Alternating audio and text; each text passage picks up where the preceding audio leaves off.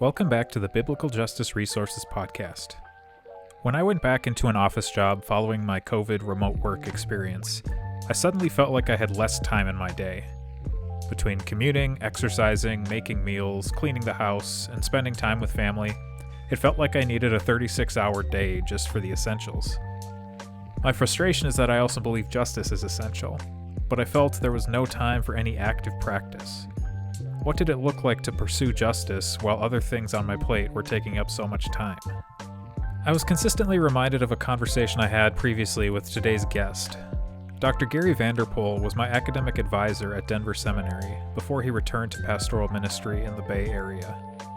He recounted to me at one point how his congregants faced a similar dilemma, understanding that justice is a necessary part of discipleship while having difficulty finding the time to actually put that belief into practice. Today, we pick that conversation up several years later to see what additional insights Dr. VanderPol can offer about his experience and what it looks like to devote our time to justice. Dr. VanderPol has continued in pastoral ministry, now serving as the co-lead pastor of Redeemer Community Church in San Francisco. He longs to see Christians known throughout San Francisco as leaders in climate action, sacrificial giving to ameliorate poverty, and wise political engagement for the common good. Prior to returning to the Bay Area, Dr. VanderPol served as a seminary professor in Costa Rica and at Denver Seminary. Dr. VanderPol is also the co-author, along with Dr. Soong-Chan Rah, of Return to Justice, 6 Movements That Reignited Our Contemporary Evangelical Conscience. Through our conversation, you'll hear more about the structural issues contributing to our lack of time, how we can operate in the now while changing those structures for the future, and some creative examples for ways we can pursue justice in our daily lives. Now, if you will, join me for this conversation with Dr. Gary VanderPol. My name's Eric, and this is the Biblical Justice Resources Podcast. Our conversation will begin right after this.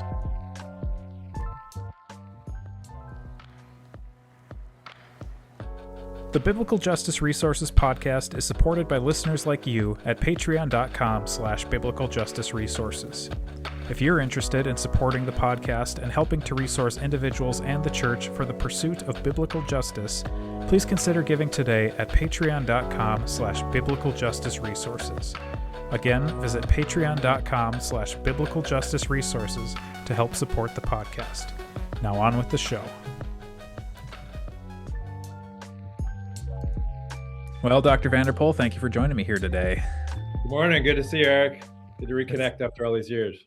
Yeah, it's been a long time. And I think as we were just talking offline and I mentioned, some of what we're going to talk about might be from the last full-length conversation we had, which is 7 or 8 years ago now. So good. Yeah.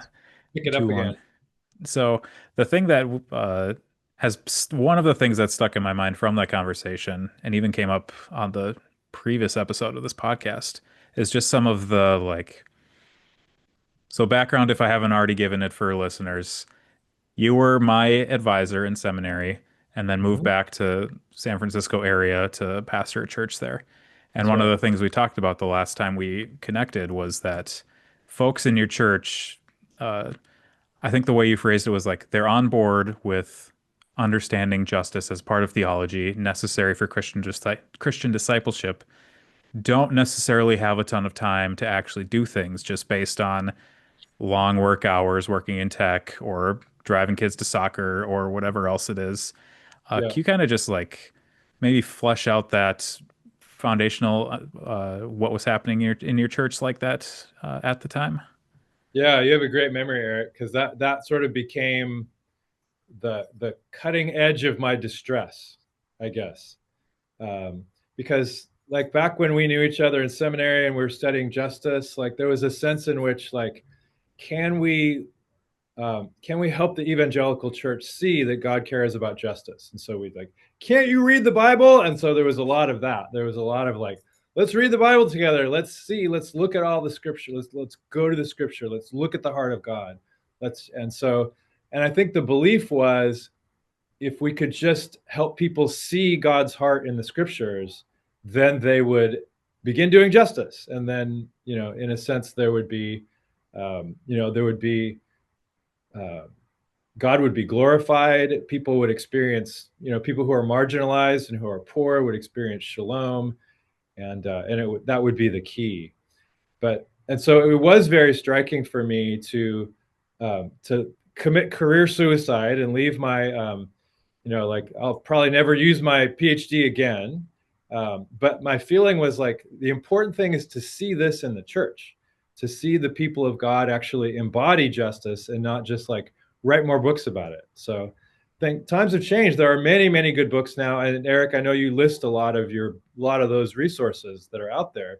If you care about this, you can get it, and you can spend the rest of your life reading something good every week, right? Yeah. And so like going back into being a pastor made me realize the issues are actually not primarily theological, at least in my particular church. A lot of people had been in InterVarsity in college, and they were, for them, like, well, yeah, justice, evangelism, discipleship, all that stuff goes together, of course. It was sort of obvious to them. But when I tried to structure our church whereby every small group had a charism, that is a particular gifting that they felt called to like lean into. A lot of those were justice charisms, like we had a group that was really like, I led a political action group where we tried to just explore what does it mean to faithfully, week after week, like um, have our faith reflected in our politics. We had a racial justice leadership team where we tried to like lean into that and figure out what that meant for us. Over the years, I've become increasingly called to the climate crisis and to lead the church into Christian climate action, mostly because, as my favorite Christian climate scientist Catherine Hayhoe says, climate is a threat multiplier. Basically, I feel like anything you care about, climate is going to make a lot worse. If you care about race, it's going to hit those that are, those who have been colonized, those who have been racially segregated. It's going to hit those first and worst. Whatever your concerns are, whether you just care for creation itself, like climate is going to matter. So we had a group that worked on climate. It almost seemed like the perfect church setup. But what I noticed very, very quickly is that we just didn't have enough hours to do anything significant. People's jobs they weren't just working 50 to 60 hours in their jobs, but there was also a sense of being always on and always being on call. And so people's attendance would be very spotty. And so we couldn't really build anything. Not only that, people's commitment to people's perception of their own parenting is what a lot of scholars call intensive parenting. And so like in the Bay Area, you don't just let your kid go play outside, but you take them to a soccer league or a gymnastics tournament, and you drive them there, and you wait while they're in practice, and you go to all their tournaments, and you drive to Reno, Nevada for a weekend, and you miss church. And a lot of that is not just motivated to like for the sheer joy of soccer or gymnastics. It's based on the need to build up your kids' resume so that they can get into a good school, so that they can succeed in capitalism. So I really think the power of capitalism is what now defeats us in our quest for justice, really, because I think even college is really a trade school for capitalism. So kids, like parents, don't so much want to get their kids into college so that they can be formed intellectually and so that they can explore God's truth and embrace like science or those things. It's so they can get a good job, so they can be financially secure, so that they can have the privilege of working 50 to 60 hours a week for a corporation that will shape them almost completely. And to me, that's the big thing that stops justice work in its tracks, because people just don't have time. They have time for a few performative, short-term, one-off kind of events, and that's their practice of justice. And maybe they want to hear sermons on it. Maybe they want to listen to podcasts like this one. But I think many times that replaces the actual embodiment of justice in daily life. So that's my sad report from that church. Yeah. And I think it's worth noting it's not just that church or just the Bay. Like I heard a speaker at one point talking about how his eighth grade daughter was a volleyball player. And the only way to move forward playing volleyball at that point was to join like a league outside of the school. Otherwise, he Yeah, wouldn't also be prepared to actually play in school. So then it yeah, becomes not just is my daughter going to be on the volleyball team? That's like the community that she has as an eighth grade student. So yeah, it can be not just like a resume builder for folks who feel like that's not their thing. Anyone who's listening, it is also just like a sort of like even my wife's cousin, like younger kid still plays soccer, has been in tournaments around the country. That's sort of it's yeah. strange. That's not the world I grew up in, but it's like Right. where stuff is now. Right, exactly. And it's not like we can just sort of say, all right, people, like, stop working so hard and stop driving your kids everywhere, because we love our kids and we need to pay our bills. It's a systemic issue. It's not like a personal moral failing issue. It would be very hard to just say, like, hey, I think God is leading me to work 80% time. So I'm going to work 40 hours and that's going to be a hard stop. For many people listening who maybe have a college degree, and it's just the way that capitalism has gone. It's learned to own us in a new way. Like in the Bay Area, it's become, I don't know if it's true everywhere, but it's become very common to offer unlimited vacation. But that's just a tricky way of saying you get no vacation. Um, because if you actually take it, or if you're unresponsive to texts and emails when you're on the beach in Hawaii, your job could be in jeopardy because somebody else is going to not take vacation. Somebody else is going to respond constantly on demand. And so there's always like this sword of Damocles, hanging over you in your workplace, knowing that somebody else is going to work harder for you and potentially than you and take your job. So it feels existential to folks, and I think it's, I just co-preached a sermon series on Revelation, and it feels like that's kind of what empire looks like now. In addition to everything we're seeing from the federal government, I think there's a more insidious picture of capitalism just stealing our souls day to day. During the work days and then on the weekends with our kids. There's not much room for anything else. There's not much room for just participating in church in general. And then in particular, justice work will sort of be the first thing to go. Most people still don't feel like, oh yeah, embodying justice is central to my discipleship, to my life of worship and community and mission. It's sort of the optional thing still, even for people who kind of get it. So it's a big challenge. Yeah, It's a big challenge. I'm glad that the gates of hell will not prevail against the church, because sometimes it kind of looks like it. indeed. It's interesting that you bring up Revelation because I also went through that recently as I was reading. Are you familiar with Dr. Malcolm Foley, the Of course. Anti-Greed Yeah. Gospel? Yeah, I hope you can get him on your podcast. would love to have him. Yeah. This is the second time I've said that, so I Yeah. need to figure out a way to make that happen. Yeah. Yeah. Yeah. But as we were talking offline, you were bringing up like this group that's in more of the Anabaptist stream, and I Yeah. was sort of having the like as I'm reading Revelation and as I was reading some of his book, of like, do we just need to pull out and like do a different way? Like, what is the different way of doing this than just like I also don't understand Anabaptist theology as well as I maybe should have as I'm Yeah. trying to make this point. But Yeah. it was just like this, like, what does the engagement look like? Right. Because like seemingly the best thing to do would be to change the system, at least from a broadly Christian perspective, perhaps. Right. But until that happens, we have to live in this system. Right. So Right. what does that actually look like, or what would be your hope for what that looks like at this moment? Well, I think the good news is I'm now pastoring at a new church that I feel like is really making some faithful progress in how to live out justice and mission in community. And so they are, they're technically Presbyterian, but they're very Anabaptist in spirit. Um, and so they're called Redeemer Community Church in San Francisco. And so what's striking about them is just a little church, but they've they've started two different organizations in which Christians can kind of embody these values. One is called Dayspring Partners, and it's a tech company.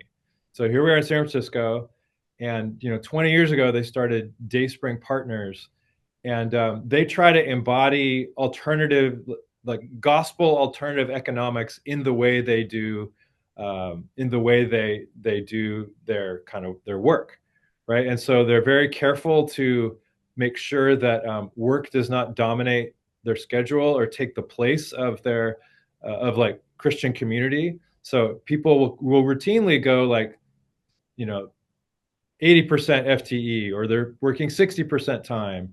Um, they're actually called to give. I forget the exact numbers, but they give a percentage of their time to volunteer in the low income community that we're part of. We're part of the Bayview neighborhood in San Francisco, which is a historically Black neighborhood. Used to be a shipbuilding neighborhood, and Dayspring is intentionally located here and not in a trendy sort of tech neighborhood.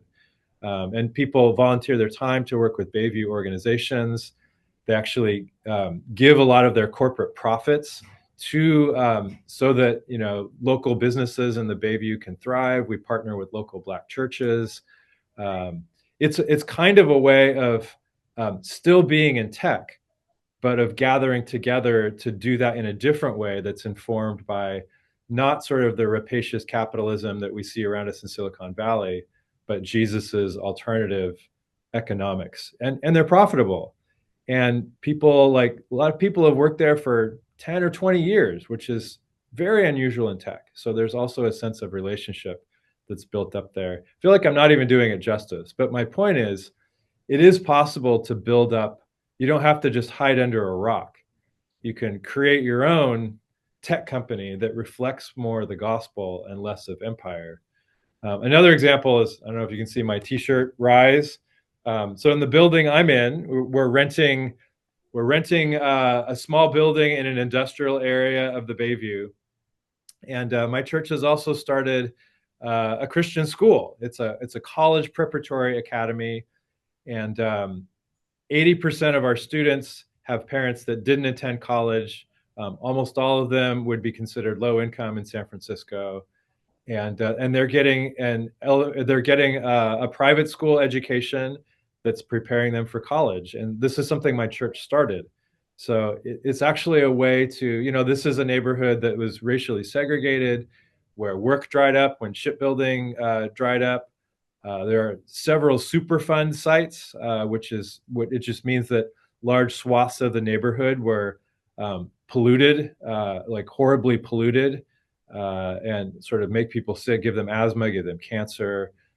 So that's the sort of redlined legacy of our neighborhood. And so in this neighborhood, we're starting a Christian school in a way that serves students the way that the public school doesn't, and in the way that all the many hyper expensive private schools in San Francisco that students that go here could never reach.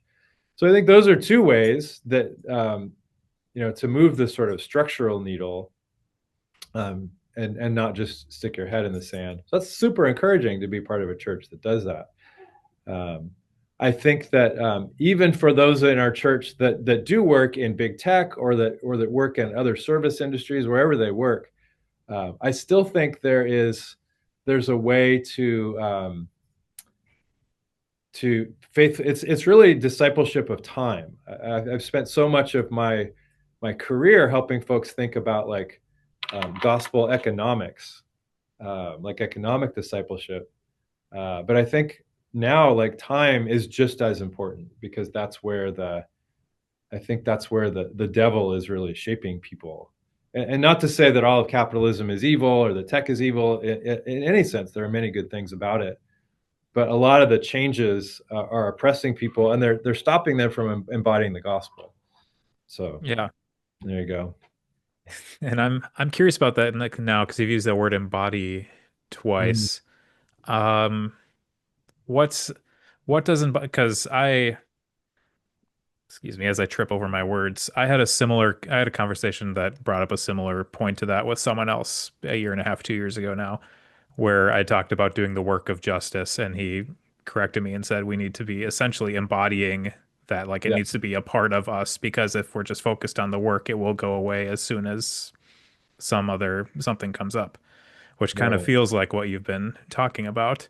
So what Right, then right. does it look like to actually embody that to yeah, I don't know if I have any other place to start than just that. Yeah, that's a good question, and maybe I'll answer by starting with a book that's behind me. It's Carolyn Chen's book, Work, Pray, Code. So Carolyn Chen is she's a professor at UC Berkeley of ethnic studies, and she grew up in the Taiwanese church, so she has a really strong faith sensibility, and she spent 5 years in Silicon Valley tech companies, essentially looking at the way that work has replaced religion for a lot of people, or it's almost become their own religion. It's where they find meaning and purpose, and tech companies have been really good at doing that, not just like paying you a lot of money, but also feeding you and creating space for you to do mindfulness and ironing your doing your laundry and ironing your clothes. And so both in practical and in sort of spiritual, emotional ways, it's a way in which work becomes an all-encompassing way for you to find meaning and shalom. And so you embody like work is the most important thing because that's where your body is. Now that's changed a little bit with with remote work after COVID, but I think it goes well beyond just the tech industry. I think there's a way in which um, like it used to be that if you were, they say you have a college degree and you have some choices in work, um, you don't just have a job, you have a career. I think that companies across the board, even like nonprofit companies, have figured out how to get your body and to get your soul um, most of the time, because that's where you find meaning, not just money, but also meaning, and that's a powerful double-edged sword. So when I try to say like, hey, let's embody the gospel by um, by volunteering at Rise, right? Let's tutor kids at this Christian school that our church supports. Um, let's let's give a large chunk of our money to justice issues and to people who for whom money is a life or death issue. Um, let's spend time, advocating where we still can to shrink how much carbon we're putting in a year, like politically speaking. Let's put regular time into that, like with our bodies. And even more dramatically, like I think things are getting much worse in the United States. I think everybody agrees with that our nation is going in a direction that isn't reflecting um, God's concern for the shalom of others and for justice. So it's going to mean putting our bodies on the line to get arrested at some point too. And everybody freaks out when we say that. But everybody who freaks out when we say that also admired the civil rights movement as they were putting their bodies on the line and getting arrested. So I think discipleship is Jesus saying, when I call someone, I bid them to come and die. That means where your body is. And so if it's always at work, or if your mind or your heart is always at work, you don't really have any space for those aspects of discipleship. So that's why I think, I see it more than most people here in San Francisco, which is maybe the epicenter of that. But I feel like that shift is happening all around America as well. And so I would just invite your listeners to wonder, do you see that around you? Is that also a battle that you're fighting? Um, and the good news is, we do win the new, as Revelation ends with a new Jerusalem, we win, and it's our chance to live out those values now. But I think it's going to be pushing back against where capitalism most impinges on our lives, and that's our work and our parenting. Yeah. And I mean, I don't think we even need to go all the way to the listeners to talk about people who are dealing with that. That's my own personal where I'm at right now as well. Of like Sure. work wise, it's hard for me to say, it's hard for me to imagine being at a place where I wouldn't be putting a lot of what you just talked about, the like full embodiment of myself in that place, and not just Right. have it be like this is where I go to make whatever I need to sustain myself and then come back out. Right. Like it just feels like so much time gets devoted to work. It's Right. like almost half of your waking hours basically during the week. Yeah. Like it feels for me like it needs to be more, there needs to be more meaning there than that, which is my Yeah. own personal journey at the moment. So it's Yeah. hitting close to home for me too. Yeah. It's true. And it's tough. And it can't just be individual Christians heroically standing up against their place of work and then maybe they get fired and then they can't pay the bills. And then what do you know, there has to be a way that we're shaped by this as a community, and where churches kind of come together and support each other. Because again, I'm not trying to be anti-work at all. I'm not trying to set up some sacred secular distinction and say like more church, less work, because that's sacred and work is secular. But what I am saying is work has literally become sacred in a way that displaces church almost completely. And so one analogy that I've used that I think is really powerful is that I think in we're called to embody the gospel together in community, which takes place in church, almost like we're a dance company. Like if the gospel is like a dance, we're called to be a dance company where and it's a beautiful dance. So this gets back to the embodiment, right? So the gospel that we embody, which is worship, which is community, loving one another, and it's also mission. It's also doing justice in the world and sharing faith with everyone around us. That's the dance. That's the choreography that we're called to dance together. But that really takes significant time to get the choreography right, right? And to go to the practices and to just injustice is always working. It's working 24/7. It's not going to be fought against with Christians who do a once a year short-term mission trip or a random volunteer project at a soup kitchen once in a while. It's going to take practice. It's going to take coordination. It's going to take a dance. And so the church, I think, should be that dance company, and people need some amount of time to be together to embody these kinds of things at a sophisticated level as God leads us, as we keep in step with the Spirit, so to speak, right? And I think most churches have more become dance clubs, which, Interesting. come on the weekend when you have time. The role of the dance club is to put out really good music and to make it really fun and to attract people. And then they do get an experience of dancing, but it's a bit of a one-off. And frankly, the dances are pretty ugly out there.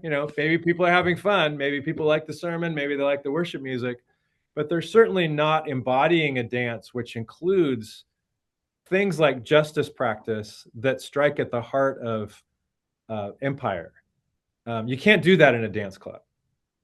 Maybe you can hear a song about it. Maybe you can, but I think we need our churches to be dance companies if we're going to really embody justice. So then I guess what feels like the next logical question is how do we do that? Yeah. Well, How do we come together in community like that? yeah. I mean, what I'm trying to that's what our church is trying to do. Like we literally just had a retreat on that this weekend, which is why it's really fresh in my mind. And it's inspiring when you go to a church that a lot of people work at Dayspring, where we're supporting Rise, and a lot of people work there as well. And we have a lot of thoughtful people in our church on faith and work. So if you can find a church like that, go to one.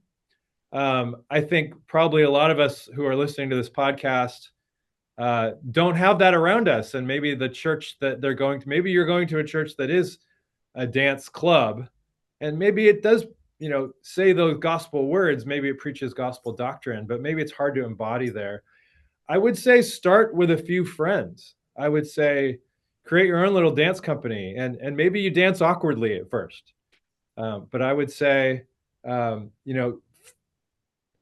like create a small group where you listen to podcasts like this and you discuss it. And I think there are small groups that are really formed by praxis, where praxis is a word which means you learn something, then you do something about it, and then you reflect on it together. So there's this wheel of action and reflection and learning. Start a praxis group with a few like-minded people, and maybe it's 5 people, but wherever 2 or 3 are gathered in my name, there I am with them. And so I think groups like that can supplement your church. If your church is really a dance club and you realize, hey, I need a dance company, start your own. Um, and uh, and frankly, like, talk to me and Eric. Like, if you listen to this podcast, it's not like this is, there's millions of people that listen to this podcast. Like, let's talk together. Let's figure out how to. I think that's how revival starts. It starts where two or three are gathered. Jesus says, "There I am with you." Um, and I think we have the gift, the spiritual gifts to. We don't just have to like church shop and sort of find the best TED talk and the best Coldplay concert every week, so to speak, right? you know, we can reimagine what it's like to be a dance company, and we can try it ourselves with a few close friends. And you never know what the Holy Spirit will do to build that up. So I think that would be the encouragement from this week is, can you create your own dance company? And in every city in which people who are listening to this live, there are really great dance companies that take the form of like parachurch agencies or nonprofit organizations that are Christian, that are doing the work of justice. And many times it's actually not in churches. So you can get a little group of people together and you can sort of say like for example, there's one of my favorite Christian nonprofits is called Arosha, and they do Christian climate action. They actually have cohorts of churches that you could go to their website. It's a weird Portuguese word, means like the rock. So it's the word A, and then it's the word Rocha, Rocha. And if you have an Arosha chapter in your town, you can work with them, right? For me, like a lot of like we work with an organization called Climate Change Makers, and they're not a Christian organization, it's a secular organization, but they get together for 60 minutes a week in a pub or a bar, and they'll be like, all right, who do we need to write this week to try to like go more carbon neutral, to burn less fossil fuels. And so they get together, they drink a beer, they text, they write their emails, and so we'll get two or three people from our church, and we'll just go to this organization. We'll just go to the pub and we'll write the emails, and they'll be like, oh, who are you guys? And we'll wear our Rise t-shirts, and we'll be like, oh yeah, we're a church over in the Bayview. And they'll be like, what? You're a Christian going to a climate action thing? Like, that's weird. Tell me more. And so we actually wind up doing a lot of evangelism just because people are so surprised. And so it's justice, it's evangelism, it's embodied, it's in community, and it's just two or three people showing up at groups like this. So I think a lot of times we feel way too paralyzed and hopeless. It's caused by we scroll, we read the news, things just seem hopeless. But if we two or three together in my name, there are lots of ways to embody justice work. And I think then your spirit lifts. You do feel so much more hopeful. And without hope, the people perish. If you doom scroll, you will cease to care about justice because you just simply can't live with that much heaviness and weight and depression in your life. So I think embodied action in justice together in community is really the only way to maintain that hope. Yeah, that's a good word. It's making me think, for regular listeners, it's making me think of the episode we did with Steve Eng from the NAE when he talked about how if you're doing things out in the community, it's going to take you out of the church Right. for a period of time. And in some cases, that might be because our church isn't doing the things that we are hoping that it would. In some cases, the church is doing what we would hope they are doing, but there are just other ways to be able to embody that in the world. And so I think Precisely.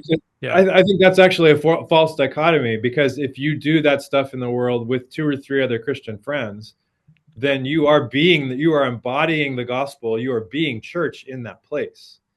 Right. So I think that would be a bit of an either or, like, well, either I go to church or I do my justice work. I don't know. You gather people to go do justice work together in the world in partnership. And then I think that false dichotomy evaporates. yeah, and that's where it takes understanding justice as an integral part of our That's witness, of exactly our right. walk. Yeah, you are being church as you do that together. That's right. Yeah. You Yeah. mentioned before we move on to some other practical things, you mentioned something here that's sticking in my brain. And just with when we were talking about the amount of time people had to devote to something, Yeah. I don't remember the specific phrase you used, but essentially like there wasn't enough time for there to be like a whether it be meaningful change or just to see an impact happening. What sort of is this like I don't know that we need to put a number to it. I don't know that that's going to be possible, but like Mm. what does meaningful change, what does impact mean? Like not just like a how much can I get away with only doing and then I see an impact in the world, but like Yeah. what are we asking people to sort of aim for or hope for as they're moving forward in this? Yeah, that's a really great question. And I actually would not answer it quantitatively, simply because the Bible doesn't say thou shalt spend 10% of thy time in embodied justice ministry. It just Right. doesn't say that. In the same way, it actually doesn't even say thou shalt tithe 10% of thine income. In the well, first of all, tithing in the Old Testament adds up to 23.3% if you really look at the math. And then it goes even beyond that. And then in the New Testament, by the overwhelming, grace of the resurrection, like people are just led to give even more. So like the rich ruler is called to give 100%. Zacchaeus joyfully gives 50% plus even more. So you get all these stories. You get people, laying lands at the apostles' feet as grace inspires them. And so the quantitative number is different, but it's always moving at the speed of grace. So I think that is the answer. Like, how much of my time am I called to embody justice as opposed to just doing work for my capitalist overlords, or like, you know what I mean? Or like, Yeah. how much of my time should I be embodying justice with my kids as opposed to maximizing their Ivy League potential, or whatever that is. I don't think there's a number, but I think that God does give grace to us. God gives us gifts and desires to do that kind of justice. Like for me, I have so much passion to do Christian climate action. Like I got an EV about 2 years ago. And so I remember I was talking about like, you know, creation is groaning. Like let's be faithful stewards of the dominions God has given us. And I was talking about that all the time. And I was driving to speaking events in a gas powered car. I was literally burning carbon on my way to talk about how burning carbon is bad. And so I was able to afford a used EV, my 2020 Chevy Bolt. And so now, like just driving around, it's just so much joy to embody. That's a grace that I feel like God has given me. And sort of all the other ways that I lean into justice. It's a real gift. It's a grace. And so it's sort of faithfully growing that grace in my life. So I think God gives us this qualitative vision that is a gift, that is a grace. So it's not grim actually. It's not like you have to do justice ministry and you have to do this amount. It's a grace you have that when you feel it, you just want it. But it does demand then a quantitative response. You do have to do that discernment to say, like, do I need to go 80% at work? Do I need to say no to when my boss asks me to work on Saturday? Do I need to say I'm not answering emails after 8 o'clock at night? Do I need to say I'm volunteering for this or that thing every Wednesday night and I'm not working then? Nope, my kids' harp lessons are then. Nope, sorry. You're going to come with me to this thing. Whatever it is, I think it does have to have a quantitative number, but that number is discerned by grace. And grace is powerful and it makes you desire it. So I think it winds up being a robust number. It doesn't become an excuse to miss dance practice. It becomes a reason why you would love to get to dance practice every week and you can't wait. Yeah. I've never thought about doing harp lessons before. That's an interesting. I had Wow. someone offer to teach me how to play the bagpipe right before I moved to Denver. It's like, it's not going to work. I'm about to move. I'm not sure that's going to get you into the Ivy League, Eric, but harp Probably lessons, not. I don't know. Well, along with this discernment process of amount of time, or like how much everything we just talked about is Yeah, also a like, what do I do? What do I focus on sort of question. What sure. does the discernment process look like for that? Like, is there a best practice for deciding these are the things that I personally want to focus on? Yeah, I think that's controversial. That's again, you can't get that in a direct way from the scripture. I think the scripture sort of lists, widows and orphans and the poor and the immigrant. That's sort of as we talked about way back in seminary, the quartet of the vulnerable, right? But that's meant to be representative and not just means like, well, okay, it's widows and that's just it. So God cares about shalom. He cares about the holistic well-being of everyone. And like Martin Luther King said, like injustice everywhere, anywhere is a threat to justice everywhere. So what we could engage in potentially is very, very broad. Um, for me, I think that it is important uh, to find something that well, effective altruism actually helps us. Like that's a whole movement we could talk about more, but I think it's helpful in looking at stuff that's like neglected. It's let me give you an example. I'll give you a concrete example of neglectedness. Like so whenever there's a natural disaster in the world, like say there's an earthquake in Haiti or something, I never give money to that right then. If I'm going to give money to that, I wait a year. Because what happens when there's a natural disaster is it's in the media, everybody gives to it. There's a big glut of help that actually isn't that much help.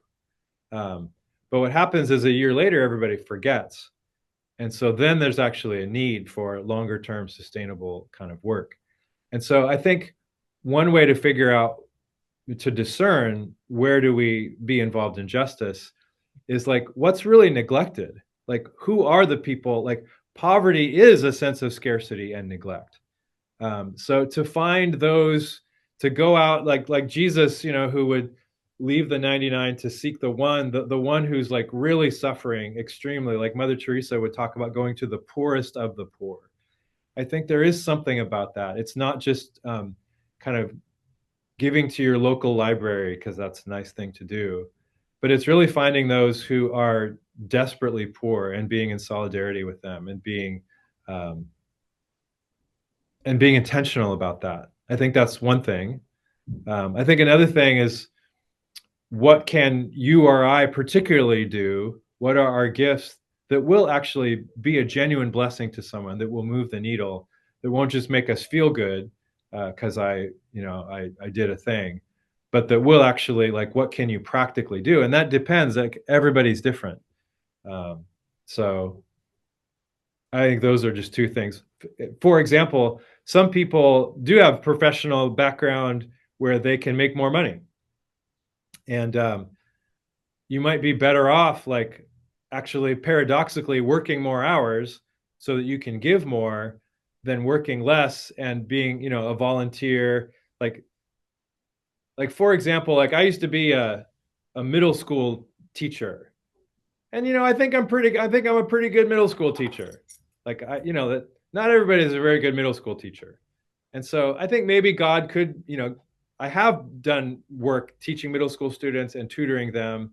But I wouldn't advise my tech friends at my church, who are actually quite bad at relating to middle school students, to like work less so they can go like tutor middle school students necessarily, right? Better off for them to like, yeah, do a great job at their tech job and then give a bunch of money to Rise, and let Rise continue to exist. Let Rise continue to reach those middle school students. Without their money, Rise can't continue to exist. So it really just depends on what your giftings are and where the need is, and where those two things come together is often God's grace. Yeah. So, but again, I think a lot of that happens in community, and many of us, if you're listening to this and you have a college degree and you can speak English, you might be relatively unaware of uh, what injustices are happening in the world and around you. So I think listening to this podcast is a great step, and the resources you have, Eric, are a great step for becoming really aware of what the needs are, and not just responding to the first thing you see on your Instagram feed, but actually intentionally learning about what is out there that I could do something about, and learning that, and continuing to iterate. That was a bit of a mismatch, but I think there is a lot in there. There's a learning um, what's really bad. There's a learning what I can really do about, and there's a stepping into that, and then there's a continuing to reflect on, is this the best thing I could do? And so that discernment then is a constant process that goes back to praxis, really. You learn stuff, you do stuff, you reflect on it, and you just keep doing that. Yeah. And to build off of that for people listening, it's going to take time. I feel like I just talked about that in the last episode too, is I in particular am not a terribly patient person. And so when it feels like this isn't happening now, Yeah, maybe I'm not actually effective. Whereas like sometimes the faithfulness is just in the like the process of learning and the that's right. process of and then eventually we're in that cycle of learning, action, reflection, That's right. going through it. Yeah, but you got to start somewhere, and it almost like builds up a grace muscle in you. Like, just a practical example from my life is, I'm 55 years old now. I've spent more than 15 years living in lower income immigrant communities. A lot of my neighbors have been through civil war and genocide. And a lot of, like, the ways I got started in embodying justice was to move into a place like that and just be neighbors with them. And I learned so much from that, really that proximity to the poor was so important in my journey. And I think God did use me. I mean, first of all, I learned a ton that was indispensable. And I think I was a blessing to some of my neighbors at times. But what I learned overall is that I'm kind of a dorky, nerdy white guy. And a lot of my neighbors, like, I was not the answer to their problems. They did not need me as a white savior. You know what I'm saying? And Very much so. I mean, People I'm who are sure watching they, can see. I might not have even been an above average neighbor, because I like my privacy. Like, uh, I think it was a good, faithful thing to do. But I've since realized that, like, I'm really good at seeing like the threat of the climate crisis can feel abstract to many of us, but I see it. I feel it deep in my bones. I should be advocating about that. Um, More than I should, hanging out with my undocumented neighbors who don't necessarily need another white guy to hang out with them. They have a lot of people to hang out with. They need someone who's going to advocate for a world in which, their relatives who are still small farmers in Mexico, um, and those farms are going to collapse. They're no longer going to be profitable because of the climate crisis, and the way that desertification is happening to their very relatives in Mexico. It'd be better for me to spend my time in that than in the other. But I couldn't have gotten there without first moving into those neighborhoods, right? And so everybody's entry point is going to be different. Some of our listeners, could have the opposite experience where they start off volunteering in climate and then they realize that's too abstract for me. Like, I actually do need to move in, or I need to accompany a homeless person, a person who's homeless, and just walk with them. Maybe someone finds out, yeah, I'm more relational. I need to just be with people. There are so many ways to do justice, and you can only find out by trying it together in community. Yeah. And there are a lot of creative ways, I think, too, that you can find that. I'm thinking of, I heard you recently on the 20-minute takes Oh, right. podcast, Christopher Social Action. And I think you told a story like going back to you being able to purchase an electric vehicle. Not Right. everyone's going to be able to do that, but like someone in your church got a new water heater or furnace or something, and Yeah, then that's there right. was a blessing service over this thing.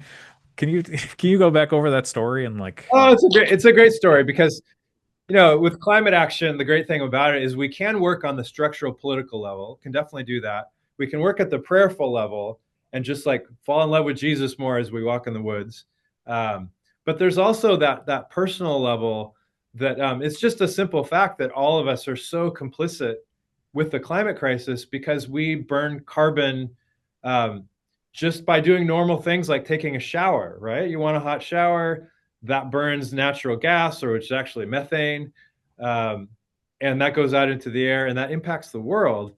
And so we did a whole thing in our church where we're trying to make our lives net zero.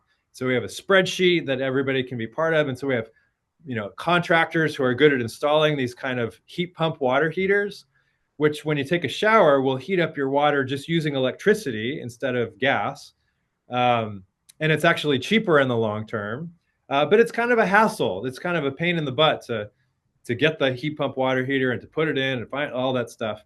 So what we did at our church is we just told people like, hey, if you get some new electric appliance that doesn't burn fossil fuels, we'll have a party at your house.